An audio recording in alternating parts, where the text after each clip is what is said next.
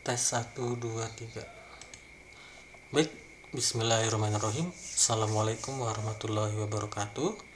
Selamat siang teman-teman semuanya. Kali ini kita bakal memasuki materi ke-13, yaitu menggambar figuratif anatomi manusia, yaitu penggambaran manusia dan ruang, dengan subjudulnya adalah perspektif 2 titik hilang. Nah, perspektif 2 titik hilang ini merupakan salah satu teknik lanjutan dari menggambar 1 titik hilang. Jadi buat teman-teman semuanya yang masih baru mempelajari 1 titik hilang, lebih baik mempelajari 1 titik hilang dulu, karena untuk perspektif 2 titik hilang ini merupakan salah satu lanjutan dari perspektif 1 titik hilang. Nah, untuk perspektif 2 titik hilang ini adalah salah satu teknik menggambar yang digunakan untuk menciptakan ilusi 3 dimensi pada bidang datar. Kurang lebih hampir sama ya dengan 1 titik hilang, cuman perbedaannya adalah terdapat 2 titik hilang atau 2 TH, yang dimana letaknya itu biasanya ditempatkan di sebelah kiri dan di sebelah kanan, sejajar dengan garis horizontal. Di sini mungkin saya akan menjelaskan lagi terkait elemen-elemen yang ada pada perspektif 2 titik hilang. Untuk elemen ini hampir sama ya dengan materi sebelumnya di perspektif 1 titik hilang, cuman perbedaannya teman-teman bisa melihat ada 2 titik hilang, yaitu titik hilang 1 dan titik hilang 2. Nah, mungkin untuk mengulangi lagi, di sini ada GH, yaitu garis horizontal, yang mana garis ini terbentuk dikarenakan batas penglihatan. Kemudian GH ini tercipta dikarenakan sudut pandang dari mata. Jadi mungkin dari teman-teman familiar ya, mungkin dengan sudut pandang dari mata burung, kemudian ada mata manusia, dan juga mata ikan.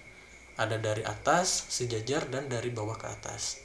Nah, itu disebut sebagai GH. Kemudian ada garis tanah. Garis tanah ini terbentuk berfungsi sebagai batas pijakan alas. Jadi dalam komposisi mungkin istilahnya lebih ke arah foreground atau batas pijakan ya. Pijakan paling besarnya itu ada di mana. Karena perspektif itu semakin jauh objek, maka dia akan semakin mengecil. Kemudian ada TH atau titik hilang. TH ini merupakan titik ujung dari arah penglihatan. Nah, untuk TH ini dapat diciptakan bila GH sudah terbentuk, garis horizontalnya sudah dibikin, sehingga kalian bisa menempatkan titik hilangnya mau ada di mana gitu.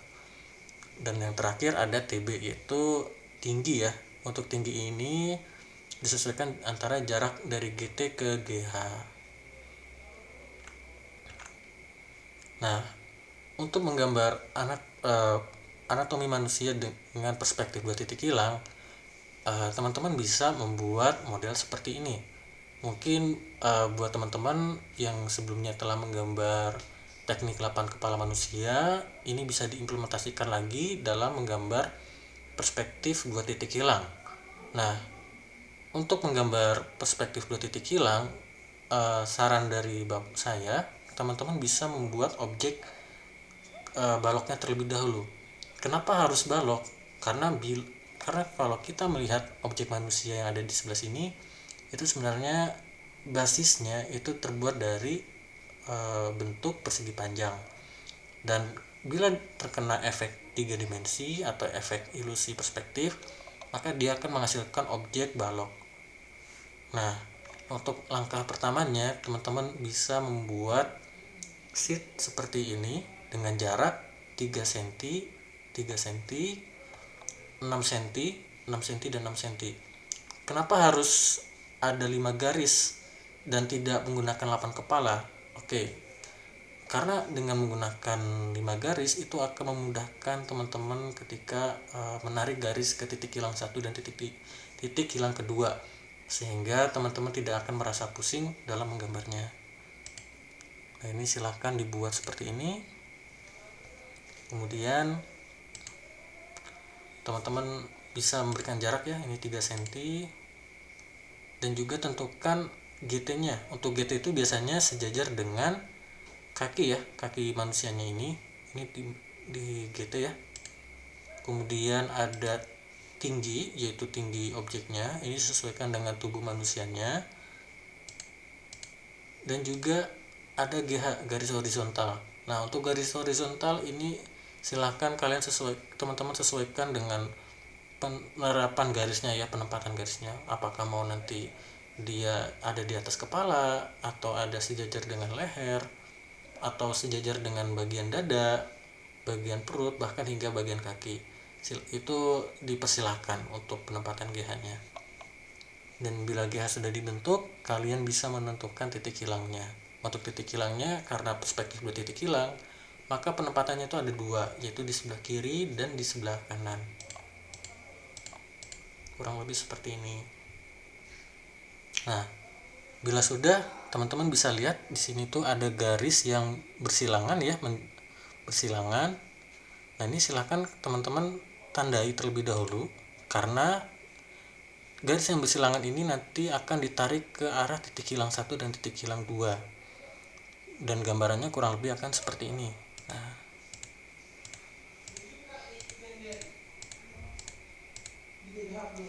bila sudah, teman-teman bisa membuat garis vertikal. Untuk garis vertikalnya ini, teman-teman bebas menempatkannya di mana saja, asalkan jaraknya tidak terlalu jauh dan juga tidak terlalu rapat. Usahakan membentuk sebuah balok yang proporsional ya, kurang lebih seperti ini. Dan bila sudah, kita bisa lihat lagi di sini ada garis yang bersilangan, dan juga yang sebelah sisi kanan juga ada garis yang bersilangan ya. Nah, ini silahkan kalian tandai juga, teman-teman tandai, dan teman-teman tarik ke arah titik hilang 1 dan titik hilang 2. Di sini saya menggunakan warna yang berbeda, dan teman-teman bisa ya menggunakan warna yang lain juga, agar tidak pusing ya ketika menarik garis bantunya ini. Oke, bila sudah, kita sudah membuat sebuah objek balok ya. Namun sisi yang belum tergambar adalah sisi bagian belakang. Untuk sisi bagian belakang, kita bisa lihat di sini ada titik ya, garis yang bersilangan. Ada garis yang bersilangan dari warna garis ungu. Ini silahkan teman-teman tarik garis secara lurus vertikal. Kurang lebih seperti ini. Nah, bila sudah selesai, teman-teman tinggal memperjelas objek balok ini ya. Kurang lebih gambarannya seperti ini, dan juga ada sekat-sekatnya. Nah, terus untuk apa sih Pak sekat-sekat ini? Nah, sekat-sekat ini nanti tujuannya adalah sebagai batas penggambaran tiap-tiap tubuh anatomi manusianya. Bila sudah, teman-teman silahkan bisa dihapus bagian tengah sini, bagian objek tengahnya, agar lebih mudah ya ketika menggambar karakternya. Bila sudah, teman-teman silahkan berikan garis silang di setiap sekatnya. Tujuannya buat apa? Tujuannya adalah untuk menentukan ujung dan bagian tengah tiap-tiap objek. Nah, kurang lebih seperti ini.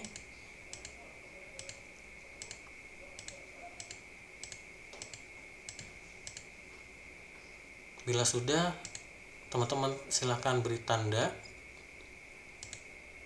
dan bikin objeknya.